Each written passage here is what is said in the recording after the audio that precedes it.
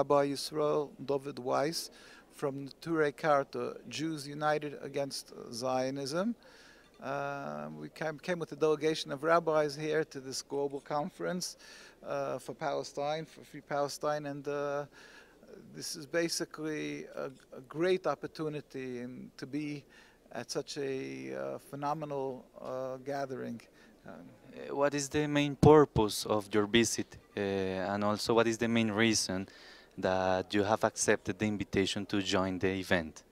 Well, we feel that it is a godly obligation. It is required of us to come when there is a gathering for Palestine to correct this wrong view that there is a religious conflict between Muslims and Jews, or that the Palestinians hate the Jews, and that is why they want the end of the occupation. But in truth, that is all wrong. As a Jewish people, because we are Jewish, we are out here to show our solidarity and support for the Palestinians, to state clearly that the occupation of Palestine, even 1 inch of occupation of Palestine, is against the Jewish teaching, against the Torah. Judaism is subservience to God, religion. Zionism and its state of Israel, the Zionist state of Israel, is a transformation from religion to nationalism, and forbidden, and it is a rebellion against the Torah. It's forbidden by the Torah, against forbidden in the teachings clearly that we have been given as a Jewish people from God. We're not allowed to steal, we're not allowed to kill, and we're even forbidden to have a state of Israel if it would not be in the land of others, because since 2,000 years ago, the destruction of the temple, Jews are not allowed to have their own sovereignty, and this was respected for 2,000 years. Zionism is a relatively new movement. They've hijacked, they've stolen the Star of David, the name Israel, and they're abusing it and misusing it and intimidating others. If somebody stands up in opposition, they're called anti-Semitic, and the Jews who stand up are called self-hating Jews. There is nothing more further from the truth. We are representatives, this delegation that are here from, we have a rabbi from 8th generation Palestinian. My community, where I come from, where my parents come from, is the European Jewry.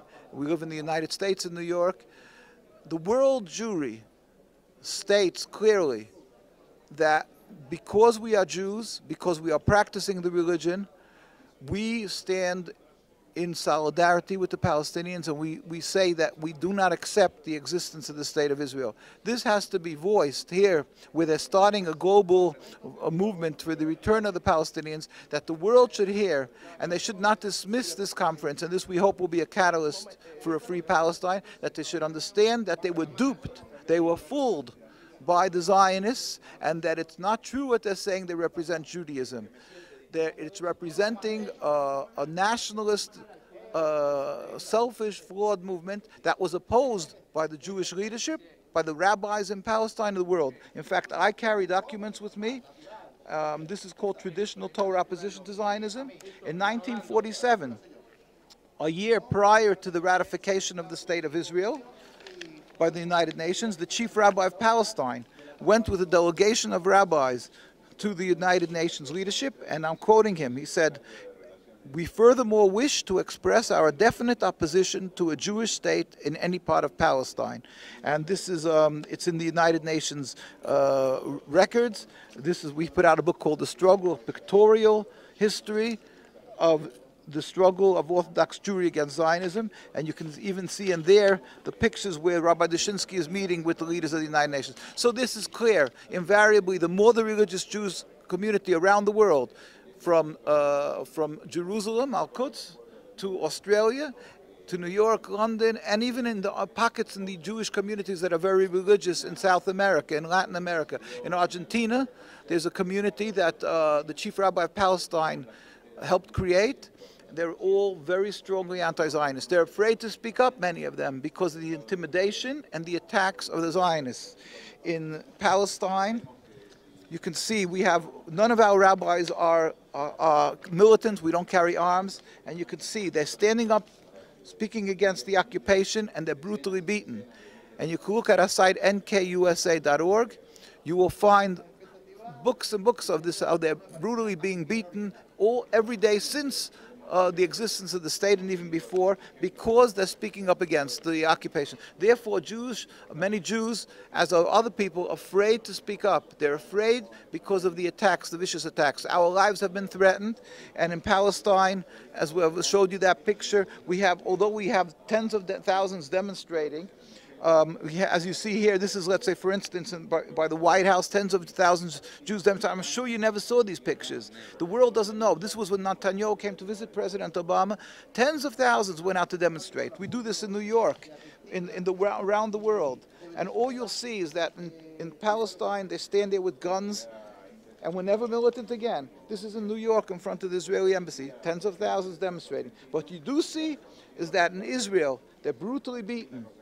This is Israeli police, Israeli army, and they're assassinated because they're demonstrating. And in the other parts of the world, we are also attacked. Jews are afraid in the small communities around the world to speak up. But there are Jews right here in Venezuela. There are Jews in every South American country where there's religious communities who oppose the occupation because we are Jews. We want the world to know that, to step back and help, with God's help, bring a removal, God help, speedily and peacefully, of the impediment to peace called the Zionist state of Israel and a free Palestine. Finally, what advice can you give us for the people who want to show their solidarity with the Palestinian people, with the Palestinian cause here in Latin America? What kind of advice can you give us all who wants to support and defeat this big lie? Well, it's only my humble opinion, but we first want them to know that they shouldn't fall into the Zionist trap by referring to Jews against the Muslims or a Jewish state. It's not a Jewish state, it's a Zionist state of Israel. And to constantly let the world know that there is Jews around the world, the very religious, and in fact, all around the world, the more the religious, the more anti-Zionist. So this concept of opposing and trying to stop the occupation and opposing Zionism has nothing to do with being against Jews. On the contrary, Zionism creates anti-Semitism, it creates hate of Jews because of animosity, because of what's happening, the political standpoint. If there wouldn't be for this occupation, there would be much more peace. Jews lived in every Muslim land prior to the Zionism.